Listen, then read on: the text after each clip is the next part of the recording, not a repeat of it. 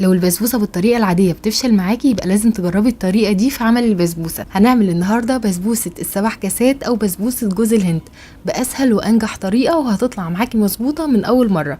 بسبوسه طريه ومرمله وشاربه الشربات وطعمها في منتهى الجمال. هتبقوا استاذه في عمل البسبوسه بعد الفيديو ده. شايفين بقى البسبوسه شكلها حلو قد ايه؟ مش هطول عليكم كتير، بس قبل ما نبدا فيديو النهارده لو اول مره تشوفوني ما تنسوش تشتركوا في القناه وتحطوا لايك للفيديو. تعالوا على طول نشوف الطريقه والمقادير. تعالوا اول حاجه نبدا بمكونات البسبوسه. هنحتاج كوبايه حليب وكوبايه زبادي. انا حطيت الاتنين على بعض. ينفع كمان نستخدم الكميه كلها حليب، بس الصراحه الزبادي بتدي طراوه حلوه جدا للبسبوسه وتخلي طعمها حلو قوي. وهزود عليهم كوبايه الا ربع سكر. ولو حابين بقى البسبوسه بتاعتكم يكون طعمها مسكر شويه تقدروا تستخدموا كوبايه سكر كامله. وهضيف كمان كوبايه سمنه على زيت. استخدمت نص كوبايه سمنه ونص كوبايه زيت. ولو حابين كمان تستخدموا الكميه كلها سمنه او زيت بس براحتكم خالص.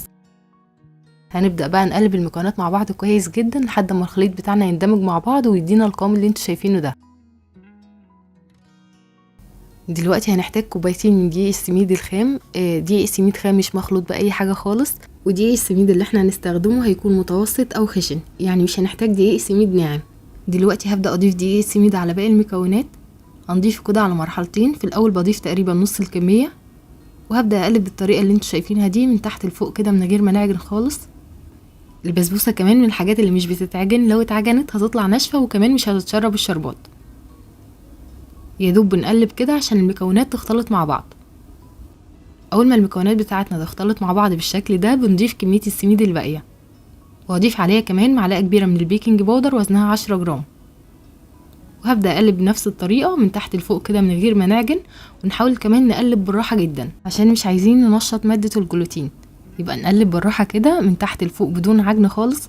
واول ما المكونات بتاعتنا بتختلط مع بعض هنوقف تقليب.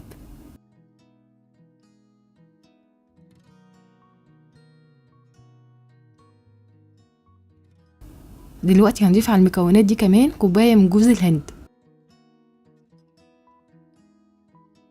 هضيف جوز الهند وهقلب برضو بنفس الطريقه كده بالراحه جدا، ونقلب كمان من غير ما نعجن.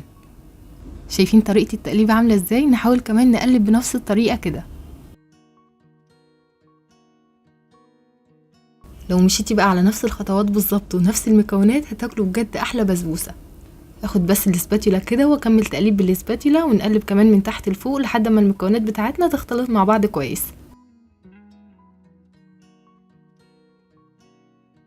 شايفين بقى قوام البسبوسه عامل ازاي؟ القوام بتاعها هيكون متوسط بالشكل ده. هنجهز بقى صينيه ندهنها كويس جدا بماده دهنيه سمنه او زبده او زيت، وهنبدا نحط فيها خليط البسبوسه. هسيب لكم كمان كل المكونات مع مقاس الصينيه مكتوبه في صندوق الوصف. هنحط خليط البسبوسه في الصينيه ونحاول نوزعه كويس كده بالسباتيولا. وهناخد بقى الصينيه نحركها شمال ويمين كده عشان خليط البسبوسه يتوزع كله في الصينيه بشكل متساوي. وهناخد بقى البسبوسه القمر دي ندخلها فرن سخن على درجه حراره 200. هنحطها في الرف الوسطاني والفرن يكون شغال من تحت بس. اول ما الجوانب بتاعتها بتبدا تاخد لون ذهبي بنطفي عليها الفرن من فوق وبنولع عليها الشوايه عشان تاخد لون ذهبي من فوق. هتاخد معانا 25 دقيقه بالظبط او نص ساعه وهنلاقيها استوت. هندخل البسبوسه الفرن وتعالوا على طول نجهز شربات البسبوسه. البسبوسه بتحتاج شربات يكون خفيف وسخن. هنحتاج كوبايتين من السكر وهزود عليهم كوبايتين من الميه. وهناخد الخليط بتاعنا ده نرفعه على نار متوسطه، واول ما يبدا في الغليان بنديله عصير نص ليمونه. وهنسيبه على النار كمان 10 دقايق. بعد كده بنطفي النار وبنديله نص معلقه صغيره من الفانيليا او ظرف فانيليا. وده كده بيكون شكل البسبوسه بعد ما طلعت من الفرن. والبسبوسه بتاعتنا بقى لسه سخنه لسه خارجه من الفرن حالا. هنسقيها بالشربات الخفيف السخن. شايفين ما شاء الله البسبوسه بتتشرب الشربات بسرعه جدا، بمعنى كده ان هي ناجحه 100%. هنسقيها بالشربات وبعد كده نغطيها يا اما بصينيه تانية يا اما بورقه فويل عشان وش البسبوسه ما ينشفش. هنستنى بقى عليها لحد ما تبرد خالص وبعدين نبدا نقطعها.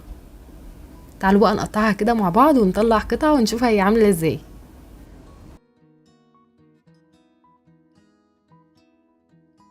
شايفين الحرف ده لوحده كده طعمه يجنن، والتسويه بتاعتها كمان ما شاء الله مظبوطه جدا من فوق ومن تحت. شايفين بقى البسبوسه بتاعتنا القمر دي شكلها حلو قد ايه؟ بسبوسه طريه جدا ومرمله وشاربه الشربات، وكمان يعني عايزه اقول لكم ان هي بتدوب ذوبان. جربوها بنفس الطريقه كده وان شاء الله هتظبط معاكم من اول مره. هسيب لكم كمان مقاس الصينيه وكل المكونات اللي انا استخدمتها النهارده مكتوبه في صندوق الوصف. وبس انا كده خلصت فيديو النهارده، بتمنى الفيديو يكون عجبكم واستفدتوا منه. ولو اول مره تشوفوني ما تنسوش تشتركوا في القناه وتحطوا لايك للفيديو، واشوفكم على خير ان شاء الله في فيديو جديد. مع السلامه.